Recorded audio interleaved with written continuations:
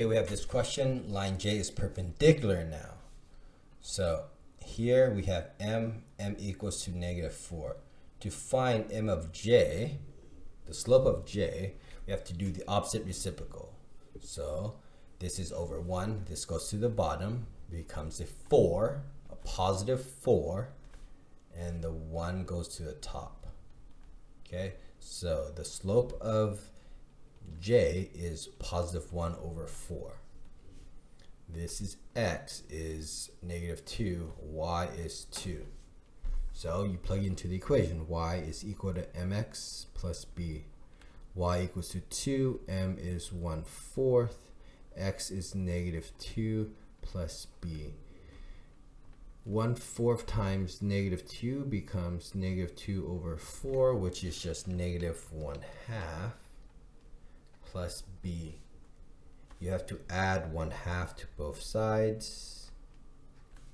You get 2.5, or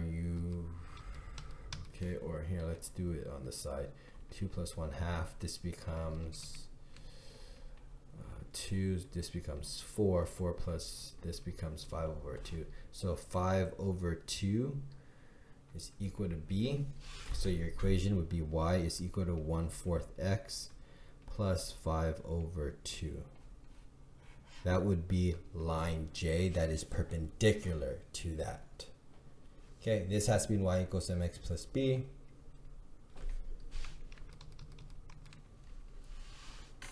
So you get 3y is equal to -4x plus 12. Divide 3 to everything. You get y is equal to -4 over 3x plus 4. M is equal to -4 over 3. The slope of j, right? And this goes to the bottom, this goes to the top. 3 over 4, and this is a positive, right? So that's the slope. We have x is equal to -3, y is equal to -1. So y is equal to mx plus b.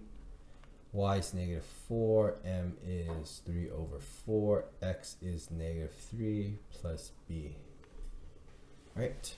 -4 is equal to -9 over 4 plus b, plus 9/4 to both sides. This cancels. B is equal to -4 plus 9 over 4. So this becomes a 4. This becomes a 16. Okay. 9 plus -16, 9, 10, 11, 12, 13, 14, 15, 16, 7. -7 over 4 would be the b term here. -7 over 4. So the equation would be y is equal to 3 over 4x minus 7 over 4. That would be the perpendicular line that passes through that point.